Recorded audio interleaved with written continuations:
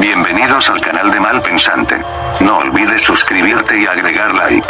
La muerte de Pedro en la cruz invertida es un tema ampliamente discutido y analizado en la tradición cristiana. A continuación, te presento los detalles sobre este evento. ¿Quién fue Pedro? Pedro, también conocido como Simón Pedro, fue uno de los 12 apóstoles de Jesús y uno de sus discípulos más cercanos. Era un pescador de Galilea que se convirtió en un líder clave en la iglesia primitiva después de la muerte y resurrección de Jesús. ¿Cuándo y dónde murió Pedro?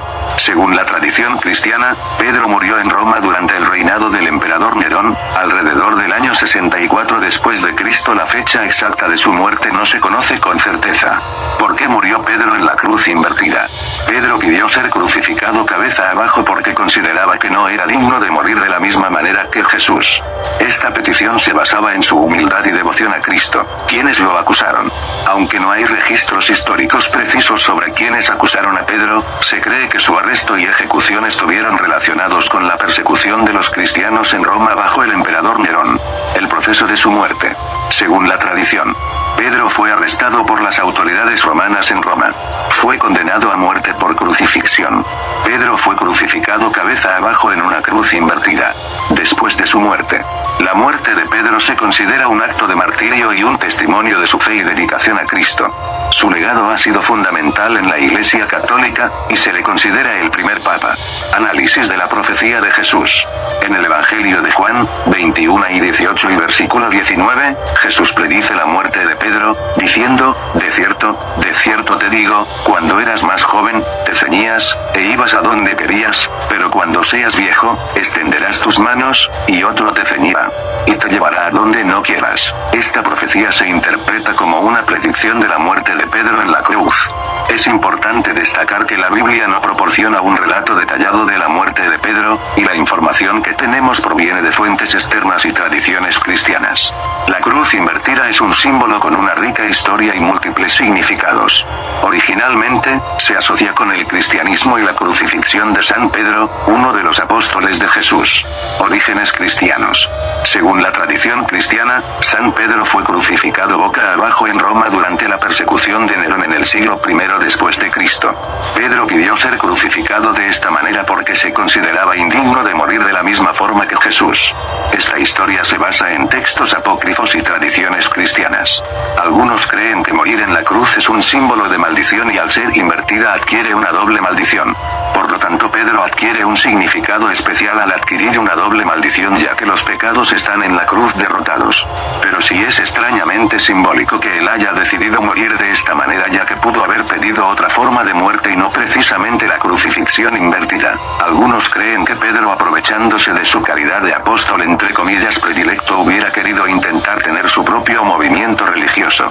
Es una idea que no es descartable. Porque no, que si vamos a las escrituras, Pedro negó 3 veces a Jesús. Por lo tanto, al haberle negado también pudo haberlo rechazado en el contexto de seguidor verdadero. Y aprovechando ese contexto de seguidor, jugar creando su propio movimiento. Tal vez el impacto y la significación de ser muerto en el mismo ámbito me hubiera puesto en un mártir de su propio movimiento y ser recordado en la historia a través de procesos de fama y literatura. Pero eso es un tema que veremos más adelante para otro episodio. Seguimos entonces. Significado en el cristianismo de la cruz invertida. Dentro del cristianismo, la cruz invertida representa la humildad y el sacrificio de San Pedro, quien se consideraba indigno de morir como Jesús. Devoción, simboliza la dedicación y entrega total a la fe cristiana. Símbolo papal, la cruz invertida también se asocia con el papado, ya que San Pedro es considerado el primer papa de la Iglesia Católica. Uso en la cultura contemporánea. En la cultura moderna, la cruz invertida ha adquirido significados diferentes, a menudo asociados con satanismo, se utiliza como símbolo de rebeldía y oposición al cristianismo. Ocultismo, se asocia con prácticas ocultas y rituales satánicos. Moda y estilo, también se utiliza como un símbolo de moda o estilo sin connotaciones religiosas específicas. Interpretaciones y controversias.